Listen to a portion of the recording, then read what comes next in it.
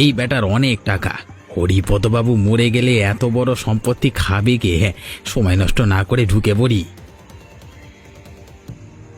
আরে এই তো পেয়েছি, এই লম্বা লোহার পাইপটা। হ্যাঁ, এইখানটা দিয়ে এইখানটা গিয়ে ঠেকেছে। তাহলে এই পাইপ দিয়ে এই ভেন্টিলেটর দিয়ে গিয়ে চুরিটা করি।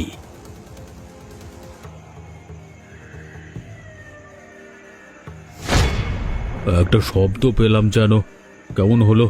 ধুর, বেড়াল বোধ হয়। এত দূর তারা কি করছে? না না, ঘুমিয়ে পড়ি। এই রে, হরিপদবাবু জেগে উঠল যে। না না, একটু রয়ে শয়ে কাজ করতে হবে। ও বাবারে, বাবারে। যাক, হরিপদবাবু আবার ঘুমিয়ে পড়েছে। এবার আমার কাজটা শুরু করি। আরে ওই তো আলমারি, নিশ্চয়ই অনেক মাল করিয়া আছে।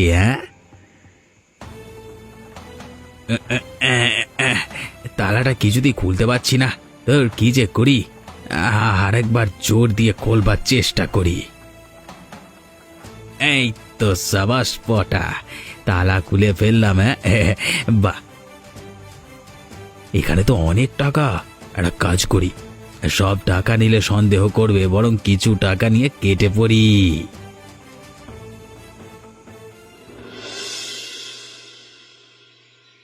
ওগো, কিছু খেতে দাও। কি খেতে দেই বলো তো? বাড়িতে খাবার জিনিস সব ফুরিয়ে গেছে। আমি আমার দিন হাজিরা কালকে তোমাকে দিয়েছিলাম, সেটা দিয়ে না হয় চাল ডাল কিনে আনতে। আমি গিয়েছিলাম, কিন্তু দোকানদার বলল আগের টাকা অনেক বাকি হয়ে গেছে, তাই সব টাকা শোধ না করতে পারলে কোনো জিনিস দেবে না। তাহলে কালকের হাজিরার টাকা দিয়েও কিছু আনতে পারলে না? ওই যে বললাম, আগের অনেক জিনিস বাকি হয়ে আছে, সব খাতায় লিখে রেখেছে। কালকে তুমি যে টাকা দিয়েছিলে সেটা দিয়েও আরো অনেক বাকি রয়েছে। সর্বনাশ! এইদিকে খিদেতে আমার পেটে ইঁদুর দৌড়ে বেড়াচ্ছে। যা আছে তাই দাও, আমি আর পাচ্ছি না খিদে সহ্য করতে। কি অভাগী আমি! তুমি খেতে চাইছো আর বাড়িতে কিছুই নেই। দুমুঠ চালই আছে শুধু। কি করে তোমাকে খেতে দিই বলো তো? তাই না হয় দাও। খিদেতে এমন অবস্থা হচ্ছে, মনে হচ্ছে যে সামনে ঘাসপালা যাই পাই গরুর মতো খাই। অভাব আমাদের সংসারকে গ্রাস করেছে, এভাবে আমরা না খেয়ে মরবো। ওগো, কিছু খেতে দাও, নইলে আমি যে মরে যাব। ঠিক আছে, আমি তোমাকে ভেনা ভাত করে দিচ্ছি, খেয়ে নাও। বেশ বেশ, তাই দাও। আচ্ছা, পটাকে তো দেখতে পাচ্ছি না, কোথায় গেল ও? জানি না, এই ছেলেটাকে নিয়ে আমি আর পারি না। পড়াশোনার ইতি টেনে শুধু ভবঘুরের মতো ঘুরে বেড়ায়। কোথায় কাজ করে দুটো টাকা রোজগার করে সংসারের হাল ধরবে তা না, শুধু বেয়াদপি করে বেড়ায়। ওর কথা বলে লাভ নেই, ভুলটা আমাদেরই। পটাকে ঠিক মতো শাসন করতে পারিনি, তাই ওর এই দশা। সত্যি আমাদের সব দিক দিয়েই কপাল পুড়েছে। একটা মাত্র ছেলে, সেও কেমন অবাধ্য হয়ে গেল। যাক, আমি তোমাকে ভ্যান ভাত করে দিচ্ছি।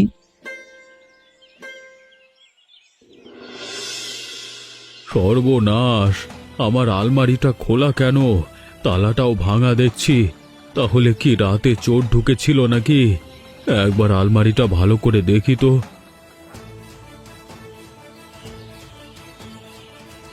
হায় হায় হায় হায়, সর্বনাশ হয়ে গেছে আমার।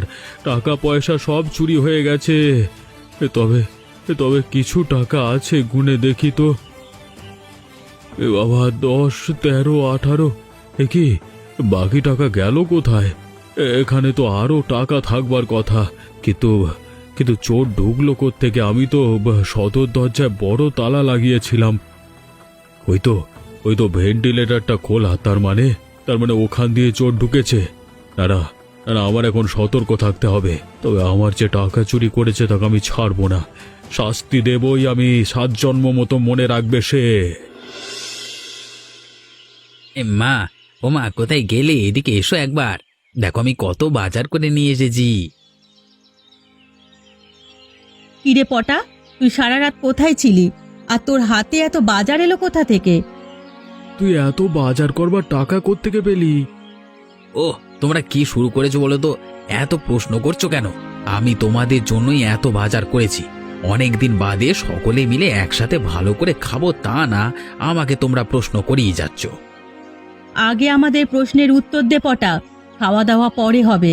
তোর বাবা এত কষ্ট করে রোজগার করেও সংসার চালাতে হিমশিম খাচ্ছে, আর তুই হঠাৎ করে এত বাজার কি করে আনলি? পটা, সত্যি করে বল তো, তুই কোনো চুরি চামারি করিসনি তো? আরে না না, আমি একটা নতুন কাজ পেয়েছি, তাই সারা রাত আমি কালকে বাইরে ছিলাম। পটা, আগে তুই বল, যা বলছিস সব সত্যি বলছিস তো? ও মা, আমি তোমার দিব্যি খেয়ে বললাম, সত্যি আমি ভালো কাজ করেই টাকা রোজগার করেছি। রমা, ওটা যখন বলছে তাহলে ওর উপর তুমি বিশ্বাস রাখতে পারো। এবার বাজারগুলো নিয়ে যাও, ভালো করে রান্না করো। এখানে বড় কাতলা মাছ আছে, সাথে পাঁঠার মাংস।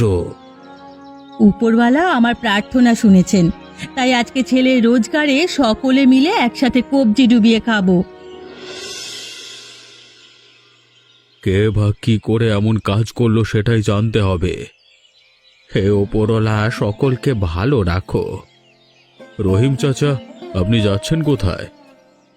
আমি যাচ্ছি মসজিদে, নামাজের সময় হয়ে আসছে। তাই তুমি কোথায় যাচ্ছ? যাচ্ছি গ্রামের চৌমাথার মোড়ে হাকিমের কাছে। হাকিমের কাছে? কিন্তু কেন? কালকে রাতে আমার বাড়িতে চুরি হয়েছে। সর্বনাশ, চুরি হয়েছে? তা কি চুরি হয়েছে? টাকা। চোর ঘরের ভেতরে ঢুকে টাকা চুরি করে পালিয়েছে, আবার কিছু টাকা রেখেও দিয়েছে। আশ্চর্য তো, তোমার কারোর উপর সন্দেহ হচ্ছে কি? না না, সেরকম কাউকে সন্দেহ হচ্ছে না, তাই ভাবছি হাকিমের কাছে গিয়ে পরামর্শ করব। কিন্তু হাকিম সাহেব তো কোনো বিশেষ কাজে শহরে গেছেন, বিশেষ কাজের জন্য। ও তাই নাকি? আচ্ছা, বলছি কি রহিম কাকা, আপনি গ্রামের একজন জ্ঞানী মানুষ, সকলে ছোট বড় সব সংকটে আপনার উপদেশ দেয়, তাই যদি আমার বাড়ির চুরির বিষয়টা একটু দেখে নিতেন। আচ্ছা আচ্ছা, দেখছি। আজকে সন্ধে তোমার বাড়ি যাব, তারপর দেখে বলবো।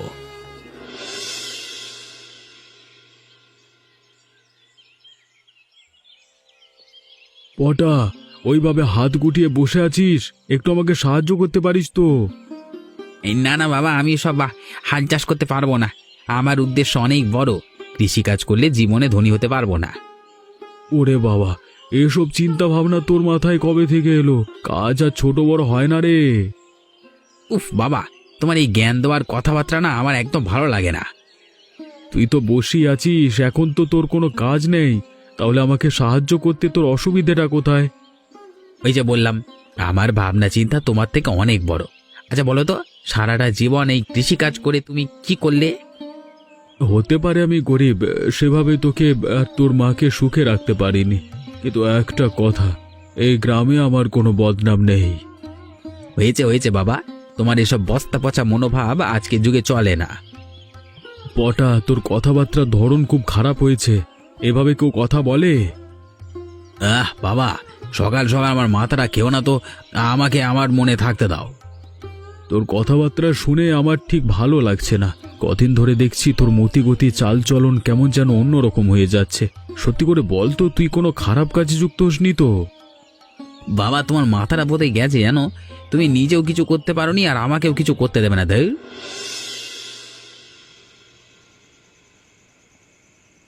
হরিপদ বাড়িতে আছো? রহিম চাচা, আসুন আসুন, আমি আপনার অপেক্ষাতেই বসে আছি। তোমাকে যখন কথা দিয়েছি আসতে তো আমার হতোই।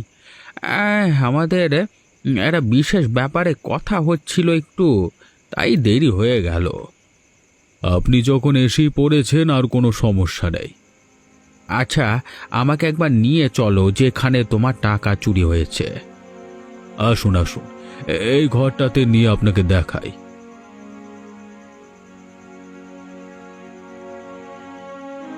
এই আলমারি থেকেই আমার কালকে রাতে টাকা চুরি হয়।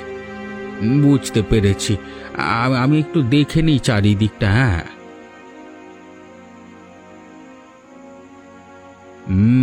আমার মনে হচ্ছে এই চুরির পেছনে আমাদের গ্রামের কেউ একজনই হবে।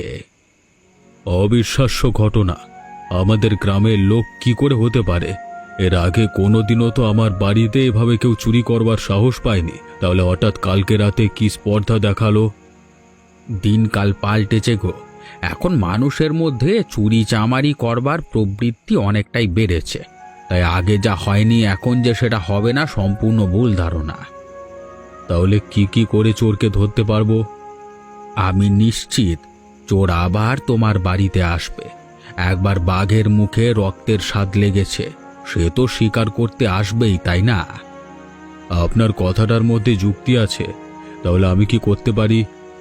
একটা কাজ করো, তুমি কিছুদিন তোমার বাড়িটা পাহারা দেওয়ার জন্য ব্যবস্থা করো। একদিনের জন্য বড়লোক হওয়ার সুযোগ? হ্যাঁ, আমি যা বলছি তাই করো।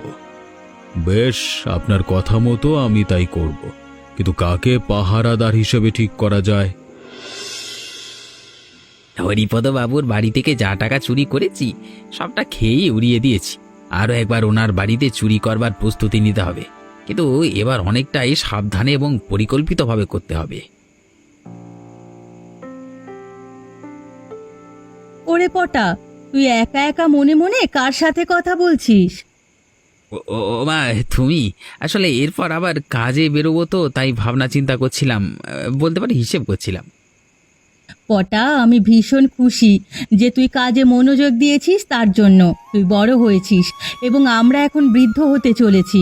এই সংসারের হাল এখন তোকেই ধরতে হবে। তাই তো তোমাদেরকে খুশি করবার জন্য আমি বড় কাজ করতে নিয়েছি। একটা তুই অনেক বড় বড় কাছে ধরেছি, তাই না?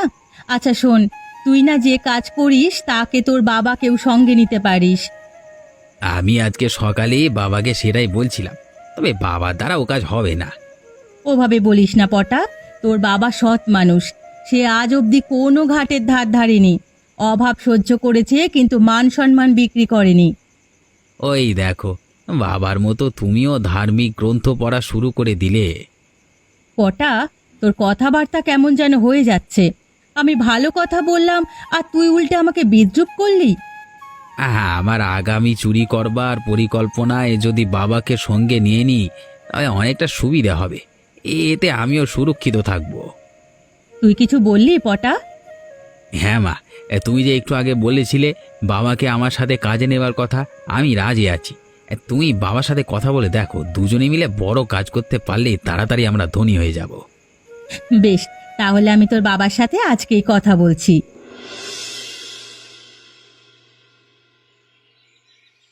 নমস্কার হরিপদবাবু, কেমন আছেন?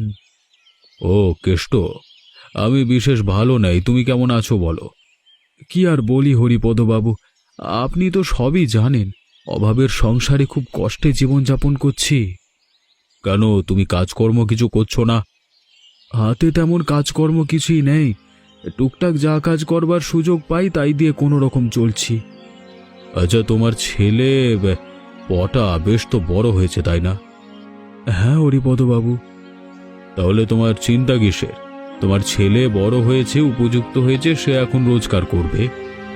হরিপদবাবু, পটা ইতিমধ্যে কিছু একটা কাজ শুরু করেছে, বেশ বড় কাজ। তবে কি কাজ সেটা আমরা এখনো জানতে পারিনি। সে কাজে নাকি অনেক টাকা। আমি ছেলের রোজগারে ধার ধারি না। আমি যতদিন জীবিত থাকব নিজের রোজগারে আমার এবং আমার স্ত্রীর পেট চালাবো। বাহ, তোমার চিন্তা ভাবনা দেখে আমি খুশি হলাম। হরিপদবাবু, এবার আপনি বলুন, আপনি কেমন আছেন? আমার মন মেজাজ ভালো নেই। আসলে দুদিন আগে আমার বাড়িতে চুরি হয়। রাত্রিবেলায় চোর ঢুকে আলমারি খুলে বেশ কিছু টাকা নিয়ে যায়। সেই চোরকে এখন আমি ধরতে পারিনি, তাই নিয়ে চিন্তিত। সর্বনাশ! আপনার বাড়িতে কার এত স্পর্ধা হলো চুরি করবার? সে তো আমিও বুঝে উঠতে পারছি না। আচ্ছা, কথা আমাকে একজন পাহারাদার জোগাড় করে দিতে পারবে? পাহারাদার? হ্যাঁ, পাহারাদার। আমার ঘরে প্রতি রাতে সে পাহারা দেবে, আর চোর ধরতে পারলে পুরস্কার হিসেবে আমি তাকে একদিনের জন্য বড় লোক করে দেব। একদিনের জন্য বড় লোক? আচ্ছা বাবু, একটা কথা বলছি, যদি অনুমতি দেন। বলো কেষ্ট। বলছিলাম, আমার কোনো পুরস্কারের দরকার নেই, তবে এই পাহারা দেওয়ার কাজটা যদি আমি করি তাহলে আপনার কোনো অসুবিধা আছে? না না, অসুবিধে কেন থাকবে? তবে তার বিনিময়ে আমি তোমাকে কি দেব বলো? আমি যদি চোর ধরে দিতে পারি তাহলে আপনার বাড়িতে আমাকে সবসময় একটা কাজের ব্যবস্থা করে দেবেন, যাতে আমি অন্তত দুবেলা দুমুঠো খেতে পারি। আমি এই বিষয়টা নিয়ে ভেবে দেখব। তবে আমি যে বললাম, প্রথমে এই লোককে আমি একদিনের জন্য হলেও বড় লোক করে দেব আমার বিষয় সম্পত্তি দিয়ে। রহিম চাচা, কেমন আছেন? আরে পটা, এখানে কি করছো? রহিম চাচা, আমি বড় কাজের পরিকল্পনা করছি। নদীর ধারে নিরিবিলিতে মাথায় অনেক ভালো বুদ্ধি আসে, তাই এখানে বসে আছি। বেশ বেশ পটা, তুমি তো দেখছি অনেক বড় কথা শিখেছ। হবে নাই বা কেন? এখন তো আর ছোট নেই, উপযুক্ত হয়েছ। মা বাবার ভরসা যে তুমি। রহিম কাকা, আসুন আমার সাথে নদীর ধারে একটু বসুন, দেখবেন খুব ভালো লাগবে। না না পটা, বসবার সময় নেই। আমি যাচ্ছি আমার কাজে। আমার আবার নামাজেরও সময় হয়ে গেল। ঠিক আছে রহিম চাচা, তাহলে অন্য একদিন কথা হবে। হ্যাঁ বেশ বেশ। আচ্ছা পটা, তোমাদের একটা কথা বলবার আছে। বলুন রহিম চাচা। বলছিলাম, হরিপদ বাবুর বাড়িতে কিছুদিন আগে চুরি হয়েছে, তাই উনি একজন পাহারাদার খুঁজছেন। যদি তোমার চোখে কেউ থাকে এ কাজ করবার মতো, তাহলে একবার জানিও। যা ভেবেছিলাম তাই। হরিপদবাবু অনেকটা সতর্ক হয়েছে। বাবাকে সঙ্গে নিয়ে পরের পদক্ষেপ নেওয়াটা বুদ্ধিমানের কাজ হবে। কি পটা, মনে মনে কি ভাবছ? না না, ওই আর কি বলছিলাম যে হরিপদবাবু এই কাজের জন্য কি বকশিশ দেবেন? যদি সেই পাহারাদার চোরকে ধরতে পারে, তাহলে তাকে একদিনের জন্য বড়লোক হওয়ার সুযোগ দেবেন। ও তাই নাকি? তাহলে তো পাহারাদার খুঁজতেই হয়। ঠিক আছে, আমি দেখছি।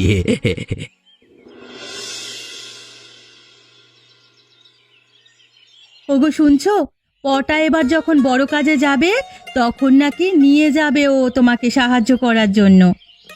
ওটা আমাকে নিয়ে যাবে বিশ্বাস হচ্ছে না, কারণ ওর চিন্তাধারা এবং আমার চিন্তাধারার মধ্যে অনেক পার্থক্য আছে। ওগো জিদ করো না, পটা ছেলে মানুষ, ওর ভাবনা চিন্তা তো একটু অন্যরকম হবেই। দেখবে আরো যখন বয়স হবে তখন ঠিক পরিণত হয়ে যাবে। দেখা যাক। আচ্ছা বলছিলাম, হরিপদবাবু আমাকে একটা কাজের সুযোগ দিয়েছে। ওনার বাড়িতে কিছুদিন আগে রাত্রিবেলায় চুরি হয়েছে। বেশ কিছু টাকা নাকি চোর নিয়ে গেছে আলমারি খুলে। সর্বনাশ! কিন্তু কে করলো এই কাজ? সেটাই জানবার জন্য, মানে চোরকে ধরবার জন্য হরিপদবাবু পাহারাদার খুঁজছিলেন। আমাকে বলাতে আমি রাজি হয়ে গেলাম। উনি এটাও বললেন, যদি কেউ চোর ধরে দিতে পারে তাহলে তাকে একদিনের জন্য বড় লোক করে দেবে। সে কি, একদিনের জন্য বড় লোক? আমি বুঝে উঠতে পারলাম না। যাক, হরিপদবাবুর ব্যাপারে উনি বুঝবেন। আমি হরিপদবাবুকে বললাম যে যদি আমি চোর ধরে দিতে পারি তাহলে উনি যেন ওনার বাড়িতে আমার একটা স্থায়ী কাজের ব্যবস্থা করে দেন।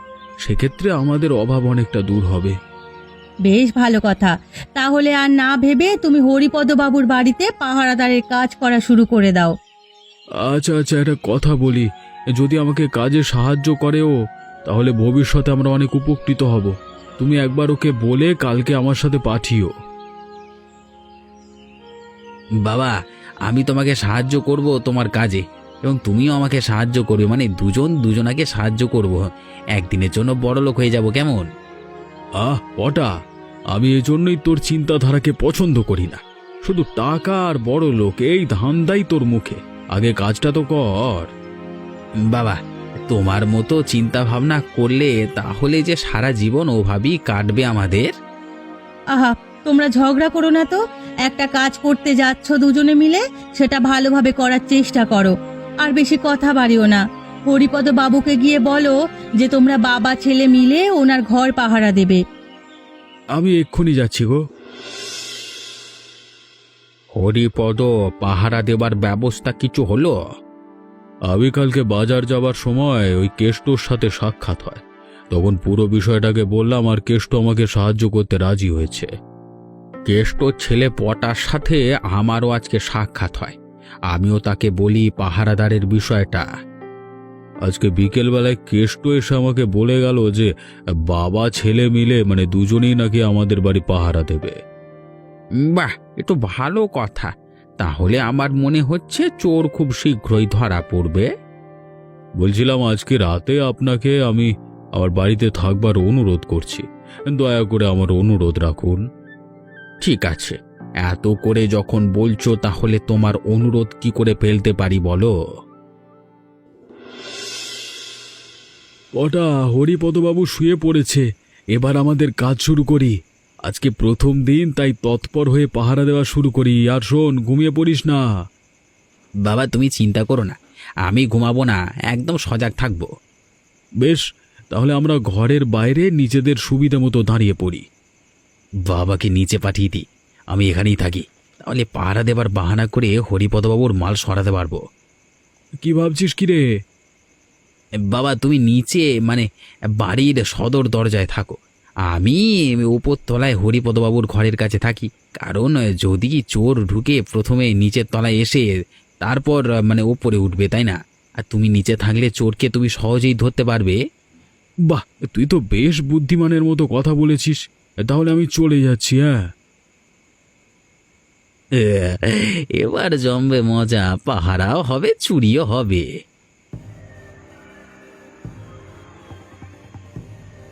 অনেক রাত হলো, হরিপদবাবু ঘুমিয়ে আছে, এই সুযোগে আমি আলমারিটা খুলে নিয়ে যাই।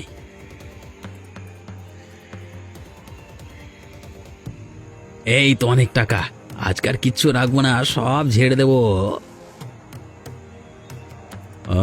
পটা সব ঠিক আছে তো? কে রে? হরিপদবাবু জেগে জেগে পড়েছে, এই টাকাগুলো কোথায় রাখি? একটা কাজ করি, বাবা বাবা নিচে আছে, ও বউ থেকে বাবাকে মানে দিয়ে দিই। যাই যাই, একটু জানলার দিকে যাই, তারপর ছুঁড়ে ফেলে দিই। এটা কি পড়লো উপর থেকে? আরে এ তো টাকা, নিশ্চয়ই পটা চুরি করেছে, তাই পালাতে না পেরে টাকার থলি বাইরে ফেলে দিয়েছে। সকালে হরিপদবাবু ঘুম থেকে উঠবার পর ওনাকে টাকাগুলো দিয়ে দেব। একে আলমারি খোলা, টাকাগুলো কোথায় গেল? পটা তুমি কি করছিলে?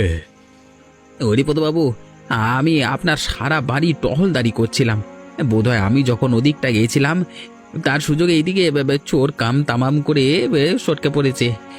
তবে চোর ধরা পড়বেই, কারণ নিচে বাবা আছে, একবার গিয়ে দেখি। কেষ্ট, তুমি নিচে ঘুমিয়েছিলে নাকি? চোর আবারও চুরি করেছে আমার সব টাকা। ও তাই নাকি? তাহলে চিন্তা করবেন না, টাকা আমার কাছেই আছে। পটা নিশ্চয়ই ওপরে চোর ধরেছে। না না বাবা, আমি কি করে চোর ধরবো, মানে আমি তো চোর ধরিনি। কিন্তু এই টাকার থলি কে উপর থেকে ফেললো আমার কাছে?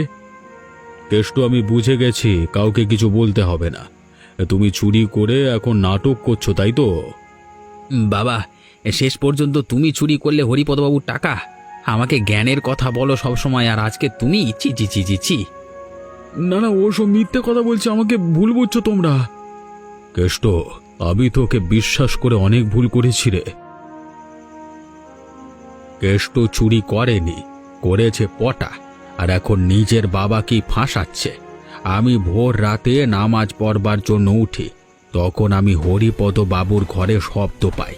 আমি লুকিয়ে দেখি পটা আলমারি খুলে টাকা চুরি করছে। তারপর পুরো বিষয়টা আমি নিজের চোখে দেখি। পটা, তার মানে তুমি আসল চোর? এবার আর তোমার রক্ষে নেই, বাকি জীবন তোমার কারাগারে কাটাবার ব্যবস্থা করছি। কি কপাল আমার, শেষমেশ নিজের ছেলে আমাকে চোর সাব্যস্ত করে ফাঁসাতে চাইলো। শান্ত হও, শান্ত হও, ও পড়ালা আছে, ওনার বিচার কখনো ভুল হয় না। হরিপদ, তুমি কেষ্টর সততার জন্য ওকে বকশিস দেবার ব্যবস্থা করো। হ্যাঁ হ্যাঁ, আমি কালকের দিনের জন্য আমার সমস্ত বিষয় সম্পত্তির মালিকানা দিলাম ওকে। হরিপদবাবু, আমি আগেই বলেছিলাম আমি আপনার ওসব কিছু চাই না, আমার কিচ্ছু দরকার নেই, বেশ একটা স্থায়ী কাজের দরকার। বেশ, তাহলে তাই দিলাম। এমনই